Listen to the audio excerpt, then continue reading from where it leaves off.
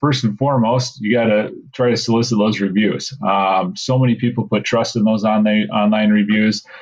They see them more or less as a recommendation from a friend or a family, even though they don't know who left the review. They view it as a authentic recommendation that someone that they know just made for your business. So keeping those reviews coming in is very critical to building your customer base. We call this online reputation management.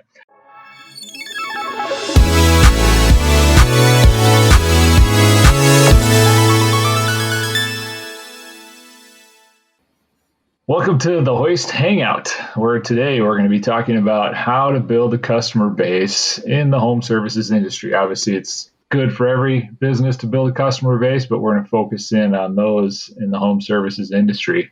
Everyone wants more customers. Reaching more customers is obviously important for any business, but how do you build up that customer base? And specifically, how do you build it up for the home services industry? So part of what we're going to discuss today is not only gaining new customers, but retaining existing customers as well. Quick stat here to start things off. Acquiring a new customer can cost 5 times more than retaining an existing customer. That's huge. So all business owners, large or small, they need to make a decision on how they're going to look at building their customer base. There's obviously a financial incentive if you can build up your current base as opposed to acquiring new ones. Also, increasing customer retention by 5% can increase your profits upwards of 25 to 95%. That's from a study done by Bain & Company. They've shown that, and that's significant. And there's several reasons why such a small increase in retention can have such a large impact on profits. So we can't overestimate the importance of customer retention and how that plays a role in building a customer base. And then lastly, the success rate of selling to a customer that you already have is 60 to 70%, while the success rate of selling to a new customer is as low as 5 to 20%. So whether you build your customer base via retention or acquisition, that's up to the individual business and the business owners. But today we're going to talk about that and doing just that. So I'm going to hand things off to Ryan, who's going to discuss the importance of targeting a niche and how customer persona will help with that. Ryan? Yeah, thanks. Perfect. No, that's crucially important. You hit on some good stats there as well. I think a lot of people are so chasing the shiny object, getting the new client, getting the new customer, where really get the low-hanging fruit. The customers you already have, that's vitally important for any business, especially if you're in a business that services homeowners. When it comes to building up a base of customers, a customer base, one thing that you'd want to do is know who the customer base is. Who are you targeting? This varies obviously from industry to industry, but once you have it nailed down who you want to target, it's so much easier to do your branding, to do your marketing, and to do everything else because you can focus on that. So finding this niche is as simple as building a persona in some cases. So I'll talk briefly about building a persona. And I know we've built personas before. I've built them with Ellen and Darren together. And so we'll kind of give you some pro tips and some successful tips that have happened while we built personas. So what is a persona? You probably want to talk about persona. What is that? A persona is when you take the qualities and attributes of your target audience and you, for lack of better terms, you put it into a fictitious person. So you can physically create the person's picture, the name, their job title, and say, my persona is Jenny Smith, for example. Just made that one up. And then you build out your attributes from there. And I've seen this before from people give us their personas, and frankly, a lot of the times that's where they stop. And that's actually where they should be starting. If you want to build a persona, you got to know who your target audience is. So aside just from giving them a name and a picture and maybe a place of employment, along their customer journey, what is their pain points? What do they really have a problem with? So let's say, for example, you own a large lawn company and you realize that you're actually dealing more with females than males, and you got the demographic down. So let's say you pick it out, and it's 35 to 42-year-old females within the St. Paul, Minneapolis suburbs, because you're a local business owner, and they have an average household income of 120,000, and they usually live on a cul-de-sac. Okay, all that stuff is great, and you can get that data from anywhere. But let's get like a little bit further into it. What are their pain points? Well, if you look at current trends like today, one of their pain points could be is, well, our child is going to be doing at-home school. So now, not only do I have to juggle my career at home, we have to deal with schooling and doing with the homework and all that stuff after that. We still want them involved in sports, but sometimes sports is there and sometimes it's not. And so their life is just complete chaos. So when you're building out this persona of this person that I'm talking about right now, one thing you could be thinking about is, instead of selling them, hey, we cut grass, which literally all your competitors do, you do that too. You could be selling them, hey, we sell you convenience and time. You don't have to worry about your lawn. You don't have to worry about spending time away from this chaotic mess that's going on at your house, because we take care of it. So you can spend your time with your kids and with your family and with schooling and at work. We'll take care of your lawn for you. And you're selling time, not cutting grass. So you take that and you work that into your persona as a pain point. One of their pain points is like, we just don't have time to do it anymore because life is so chaotic. So you start working in these pain points in your personas, and then eventually you get something that's pretty well fleshed out. And you can determine, does this person like to have a lot of control over the process, or do they like to give up control to the agency because they trust them? There's a bunch of different questions you can ask, and it always depends a lot on the industry that you're in. But as soon as you get this persona fleshed out and you know the pain points that they have, where they are in the sales cycle, and what their sales journey typically looks like, then you create this persona that's beautifully fleshed out.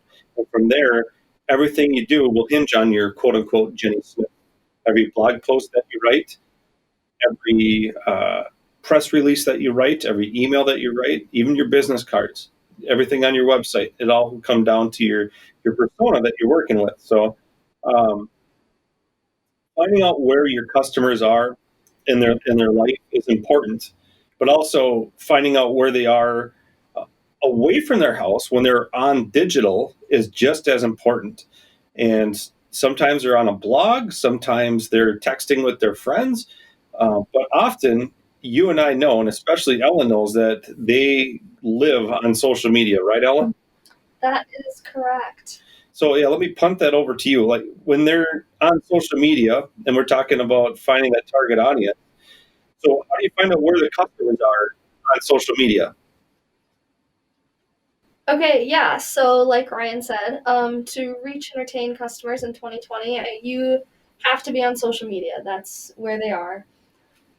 As of this year, over 230 million Americans use social media, and about half the global population is on a platform, which is a lot of people.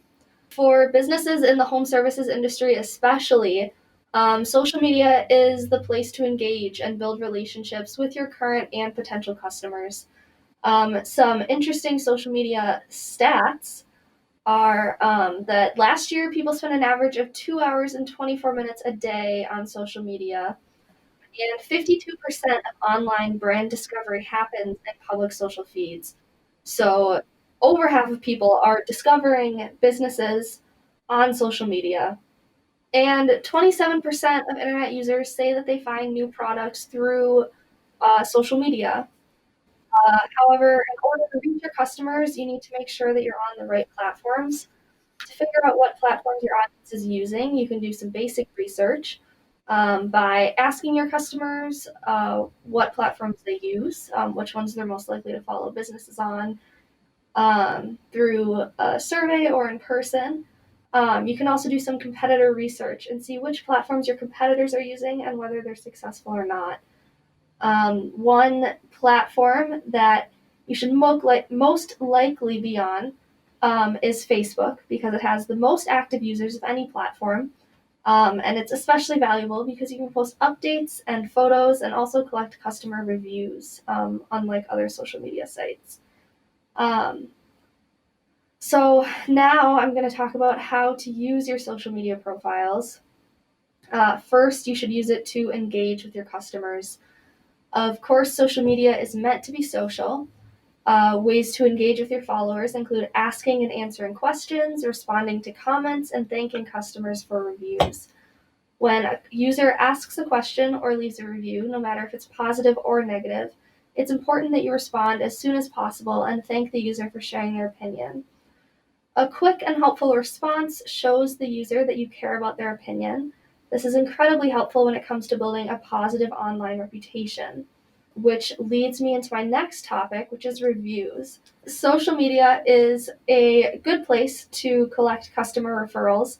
Since so many people turn to social media to discover more about a business, they're likely to look at the reviews you've been given on those platforms.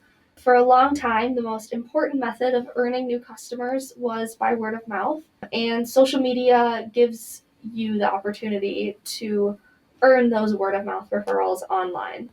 So with all that, Ellen, you've probably seen customers and clients and businesses make many mistakes on social media. And the most common one I think I've seen is what you were saying is you use it to engage with the customer and actually start a relationship with them. And what I've seen a lot is people use social media like, hey, here's our company. We did this, we did that. And there's none of the actual relationship forming. Is that something you see to be true with this?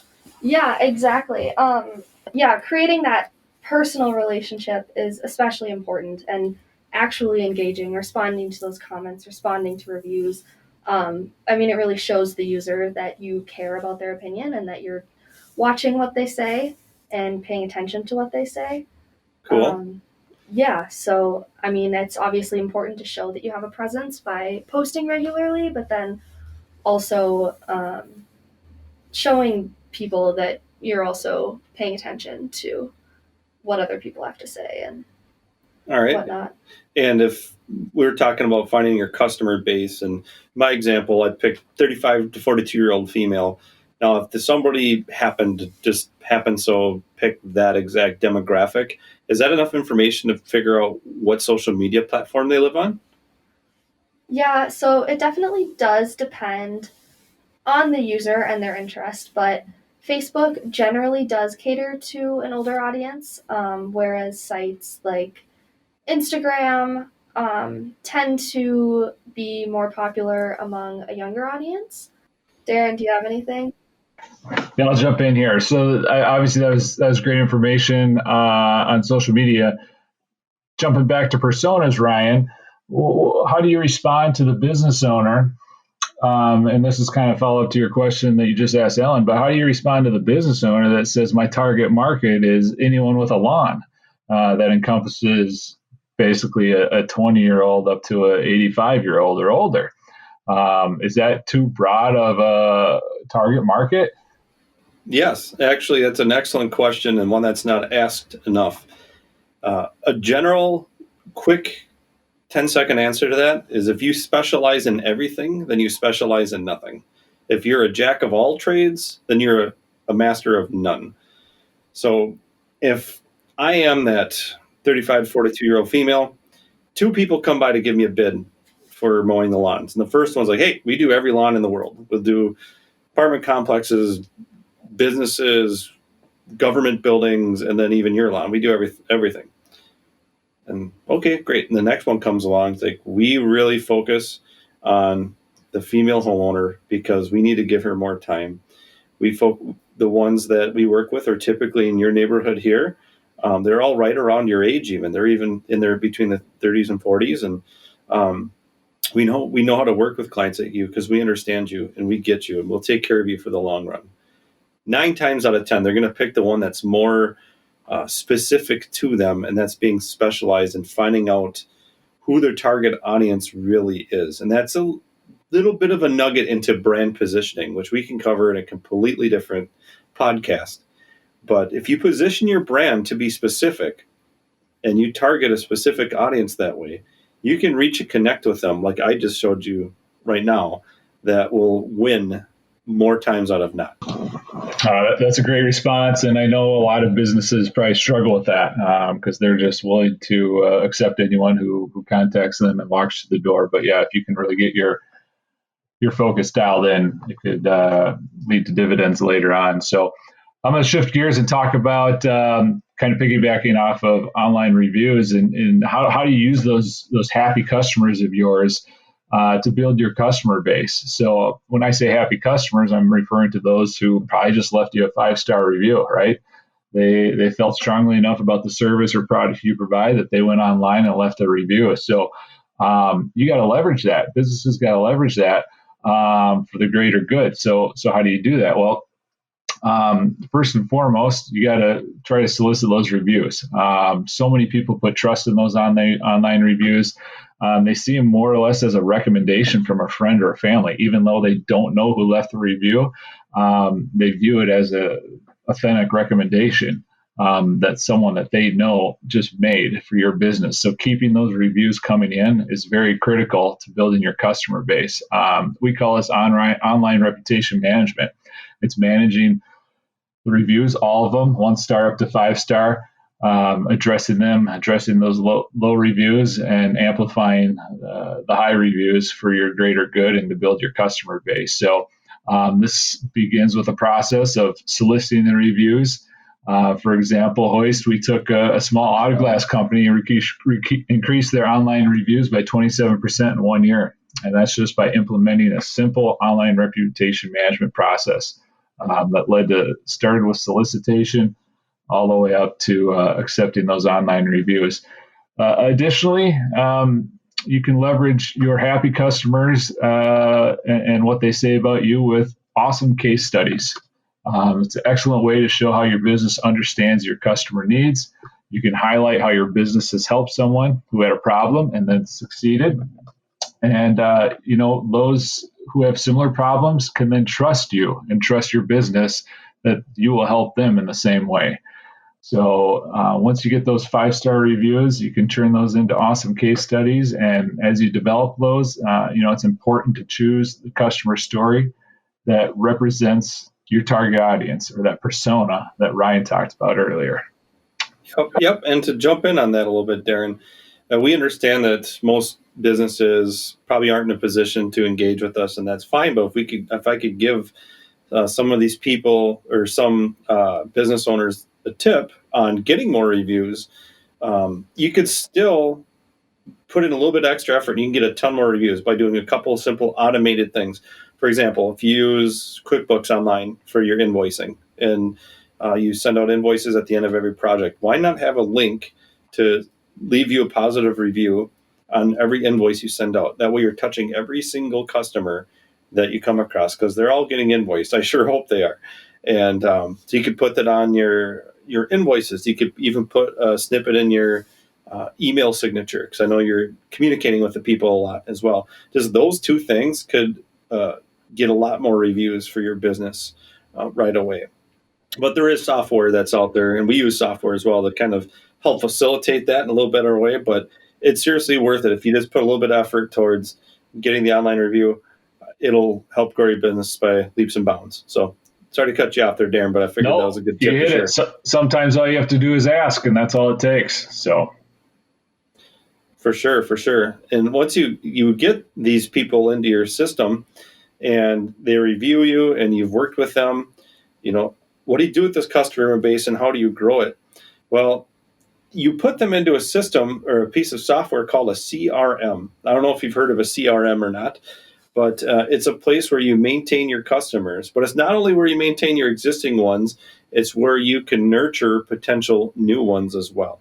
There are a million different CRMs out there, so I'm not going to go ahead and suggest one to use.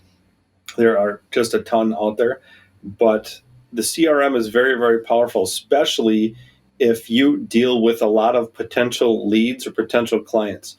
If you've ever had a situation where your leads are just kind of falling through the cracks, you forgot to email somebody here and there, and they wanted a quote, but they got one 4 weeks later, that's a red flag that you need a CRM ASAP. So getting a CRM is actually another tool to build your customer base, especially in the industry that services homeowners. So, for example, you launch a campaign, anybody that shows interest, you can put them into your CRM, and generally the CRM will track your campaigns. It'll track how often you've communicated with them.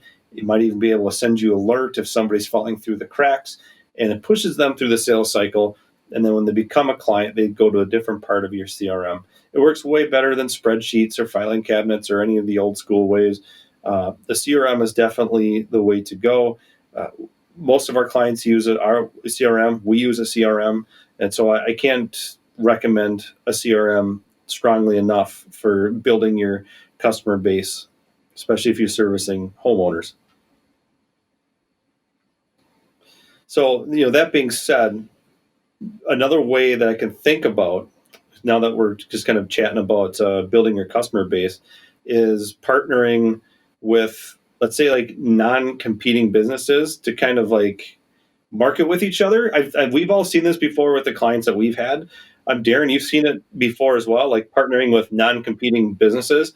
Can you elaborate on that a little bit? Yeah. This is kind of, I don't want to call it a no-brainer, but it's kind of a given. Everyone does this to some extent.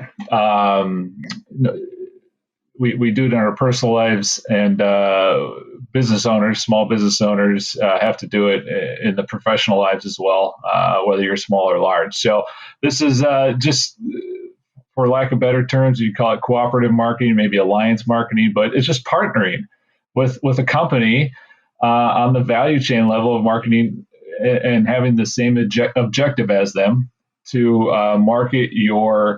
to bundle your services or resources. So can you give me an example? Yeah. So it's basically you agreeing with someone else to combine their marketing efforts to benefit each other. So let's take a tree care company, for example. They service trees, maybe plant trees, do trimming, stump removal. What would be a natural fit for them? Let's say a lawn care company, right? That just does the mowing. Neither of them cross over, but if a homeowner is looking to get their yard, their property in shape, they need both, right? So let's say they have the lawn care company come out first. Well, that company comes out first. Maybe they notice that the trees are kind of shabby, haven't been trimmed in a while. They're hanging over, scraping the shingles, scraping the neighbor's roof, something like that. There's an obvious opportunity there for an easy recommendation to refer the tree care company. And the same can be said if the tree care company was out first, they could refer the lawn company, or obviously vice versa. So another example, you have a tow service company and an auto repair shop. They go hand in hand. They can refer business to one another through this cooperative or alliance marketing. So by doing this, ideally finding multiple partners that have a similar target audience, it's a great way to expand your customer base. I think one industry, Darren, that does this outstandingly, and I'm sure both of you guys would agree, is the real estate business. If you go through the process of buying or selling a house, they always have the lender that they want to work with, the closer that they want to work with. They have their own little group of businesses that they work with, and they all feed off of each other. And they've been working that way to grow their customer base for a long period of time. Would you agree, Darren? Oh, without question. I'm refinancing my house right now, and the mortgage guy said, "Hey, here's 3 title companies that I recommend. You don't have to go with them, but he gave me all the contact information, where they service, how to get a hold of them, how to set up an appointment, and he just laid it out there, made it nice and easy for me." So, yeah, perfect example.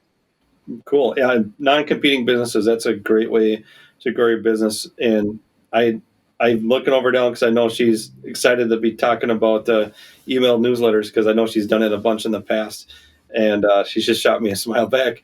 But yes, let's switch topics here a little bit and talk about growing your customer base through email, because you've helped businesses do that left and right. So what kind of tips or what information do you have on helping a customer grow their customer base via email? All right, thanks, Ryan. Also, I was laughing because I have never bought or sold a home. Yeah. So when you asked if I agreed, I cannot speak from experience. Um, but email marketing is a really good way for businesses to nurture potential customers into becoming leads over time. And it's incredibly effective. Email marketing consistently has the highest return on investment of pretty much any marketing activity. According to HubSpot, email generates $38 for every $1 spent, which is a return on investment of 3,800%. Holy cow. So clearly very effective. But a few tips for using email marketing for a home services business. First, make it easy to subscribe. So your website and your social media channels should have a link or an opt-in form so that users can easily sign up to receive your emails. They shouldn't have to look for it. It should come to them and be presented to them wherever they are. Okay. It shouldn't be complicated or require users to fill out too many fields of information, depending on the business. But forms that are too long will scare people away. I think users can sometimes be very skeptical about receiving emails from businesses. So I think it's also really important to be upfront and transparent when you are. Okay. Sorry. No, is there a creative way that's caught your eye before that has worked? Like you're trying to leave a website and something popped up, or on a sales receipt, or is there something that's kind of worked well in your life that you've signed up for? That's a good question that I'm not prepared for. I just signed up for the VIP club for this new clothing brand, and yeah, their emails work. So do they offer discounts, or what was it that got you hooked? There was a heavy discount that was involved to get me in. Obviously, I did have a need as well. Needed to re-up the gym short game. It was kind of lacking, so there's some pressure there to get that done. Obviously, you throw the big 50% discount in front of me. Yeah, I acted, and I'm normally one. I would consider myself one of those who is adverse and can hold my composure and refrain from acting on such messages that get thrown in front of me. But I bit hard.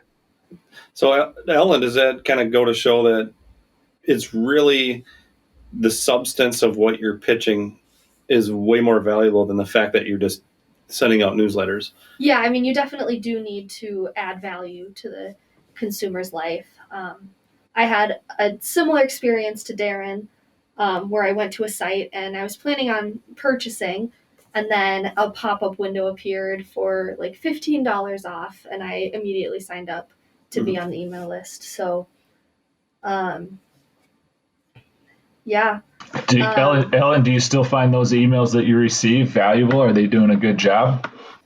It is a brand that I'm pretty loyal to, and they don't send out emails too often, which I think is also really important when you are asking consumers to sign up for your emails. You need to be transparent and let them know how often you're going to send out an email, whether it be once a week or a few times a week. But no one wants to be spammed. And exactly. And this even goes full circle all the way back to the persona. And what does your target audience want to do? Do they need to be in the know? So if you're in the education system and somebody needs to know something every single week, they might want to be reached out to every single week. Yes, exactly. If you're servicing them in a very semi-annual or annual basis, let's say you're blowing out sprinklers, you don't want to be emailing them every week. They're going to think you're mad. So it does go back to the persona, but that's a great point, Ellen. Thank you. So my last point about email marketing is that you have to provide helpful content, which we kind of touched on earlier. But like I said, no one wants to receive spam or have to put in the effort to unsubscribe from your emails a week after signing up. So if you are going to send emails, just make sure that they include content that your subscribers actually want to read. And going back to the personas, I mean, kind of researching what they're interested in and what they want to know and how your business can provide that for them. Exactly. It's not a bragging platform. It's a relationship platform. So yes, if you engage with an email newsletter, you want to engage with your customers eventually. So it's not, hey, we did this, we won this award, we hired this person. That's not what goes on your email newsletters. You want to engage and help out your target audience for sure. Yeah, and I think if you're only sending emails just to have your brand name in a user's inbox, that's actually going to have the opposite effect. And that's definitely not going to paint your business in a positive light. So providing that helpful content is actually what's going to help consumers kind of see your business as the expert in the industry. You couldn't have said that more perfectly. In fact, that will hurt a brand and harm a brand. And I've seen, we're investing so much in marketing. Well, you're hurting your brand by doing that. There's a certain way you can market your brand and be effective, but if you're just yelling at everybody, you'd be better off not marketing at all. Exactly. Right. Too many emails can drive people away. The same can be said. Sometimes businesses have too many social posts that can annoy their audience and drive people away. So setting that hook and getting the user to give you your name and email address is a small portion of the battle. I would say the more significant part is nurturing them and not causing them to run away once you have that valuable information. So yeah, you're kind of touching up on the customer experience at this point. That's right. And are you guys familiar with gamifying the customer experience? This is brand new to me, Darren. So you fire away. What do you mean by gamifying? Well, this is kind of a tool in the shed that businesses can use. I would say it's probably not one you want to jump to right away if you're an entrepreneur and just launched your business yesterday. But it's called the gamification of the customer experience. And it's essentially a method of adding playful elements to what we'll call normal tasks to make the process more enjoyable or engaging. So who does this well? Well, if you're familiar with the United States Army, they've done a great job of building training games in order to get people interested in the U.S. Armed Forces. Another large corporation that does this well is Starbucks. Right, they have their loyalty program where you get different levels based on how much you spend. So it's just adding that little element to make the process different. So how can we do that for a home services industry? So one example is if you're in the landscape business. Let's say you offer multiple kinds of mulch, all different colors. Let's say you have landscape rock as well. You have small rock, little rock, various colors. The playful element that could be added is an online tool where users could, for example, upload an image of their house and then modify that image with the various types of mulches or landscape rocks so they can actually see what it'll look like before they ever make a purchase.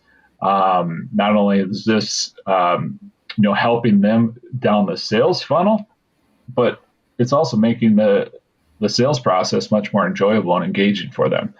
And plus, it builds consumer confidence, right? You may be leery about purchasing red mulch versus cocoa mulch, but if you can kind of see how it'll look up against your brown house or your tan house, that'll build some confidence in the user. So the same could apply with flooring contractors, painters, remodelers, solar energy panel companies. How will those things look on my roof? Roofers, garage door companies. How does that new bright red garage door look? That tri-panel garage door. How the list goes on. So gamifying the customer experience. Like I said, it probably shouldn't come across as the top priority for a business. But if you're in a position of wanting to improve your relationships with your customers to strengthen that bond, this may be something you want to consider in order to build your customer base and give it a little extra, to strengthen it for you. No, that makes sense. I'm not huge into the loyalty clubs per se. I know my What? wife. No, no, I don't know. That's just, I guess it's not my thing. I'm not even a big online shopper, to be honest. It's, my wife does a lot of the shopping. I just kind of plug along every day and don't do that stuff. But you guys probably do more than I. So, are you? Has there been a loyalty club or any sort of referral program or anything like that that gets you excited and wanting to keep coming back and using that same brand? Uh, Caribou Coffee is my favorite. I think also just because it's a brand that I'm already loyal to, and I'm most likely going to purchase from anyway. So then having that loyalty program there where you get a free drink every, I don't know, maybe 5 or 6 drinks you buy, Okay. that definitely keeps me coming back. Okay. And touching on that a little bit, part of the gamifying that helps to retain your customers, but a good way to gamify and grow your customers is a referral program. And not every industry is ripe for a referral program. I get it. But if you think your business could benefit from a referral program, that is a super simple way to grow your customer base. Offer your existing clients or customers some sort of a benefit. It should be a really good one if they refer, and then not only are your existing clients happier, you get new clients. It's a win-win. So that's something to think about as well, right, Darren? Without question. Referrals are huge. Like you said, it's not for every industry. But yeah, if it's right for your industry, it's something you at least got to explore if you aren't already doing. Cool. And if I try to think of just one more thing to grow your business, one more technique, I guess I'd call it, to build your customer base if you're in an industry that services homeowners. I'll think of one that I've seen work that's pretty rare, that people don't do very often, but it's a very effective tool. And that is actually finding an event to speak at. Now, you might be thinking, why would I ever want to do that? The number one fear for most people is public speaking. It's a scary thing, and it's just, I just run a business. I don't need to talk. I get it 100%. It's not everybody's cup of tea. So it's not. I'm not saying go jump and do it right away. But the people that do find an event and they do speak at it, they are seen with much higher of a level of authority than the people who haven't. Same as, let's say, authoring a book, for example. So if we go back to the instance that we talked about earlier today, somebody wants to get their lawn serviced. And again, company A comes along, yeah, we do every lawn in the industry, and that's just what we do. Company B is like, yeah, we target specifically you, we work with you. Oh, by the way, I spoke on this topic at this profession because I care about the chemicals that go into your lawn. We use all organic. We don't want to use these chemical-filled pesticides that your kids be running around and getting itchy feet. I've studied this and have actually talked about it on 2 separate occasions about how to organically treat a lawn. Now, if that doesn't sell somebody on that, I don't know what will. So the fact that you're able to speak on a topic that's near and dear to your target audience's heart gives you so much more credibility with that person that your closing rate and your sales rate will increase dramatically just by doing it. And you don't have to do a big blockbuster event. Find a little chamber of commerce event. Hold your own event if you have to. But speaking to 10 or 15 people is fine. As long as you talk about a topic that matters to your target audience, you can bring that up later in the sales conversation, and that's going to be that'll be very beneficial for you closing deals in the future. That's my little side tip on that. That's great, Ryan. It does take the right person to be able to get up in front of a crowd, though, and do that. So I know not everyone's cut out for that, but you're exactly right. There's just so much more credibility someone will have when they can do that. So again, probably one of those things for think about it within your industry. Does it fit well, or do you have the right persona as not only for your customers, but if it's you, the business owner who is thinking about speaking, to get up there and show off your expertise. Tell them what you know, and it's not a brag about my business speech. It's hey, this is what I know and this is how I can make your life better type of speech that will really lead to increased credibility and obviously build the customer base, which is what we're talking about. So I think that's all we have. We could probably go on for much longer with additional topics, but I think we should probably wrap it up. Don't you think, guys? Yeah. No, I think this was great. We gave a lot of tips, and hopefully the people that are listening can run away with just one or two things and help them grow their customer base when they're servicing homeowners. All right. Well, yeah. Thanks for chiming in. Thanks for your contributions, Ryan and Ellen, and look forward to talking with you guys again. Yeah. It was fun talking. Have a good time, guys. We'll see you.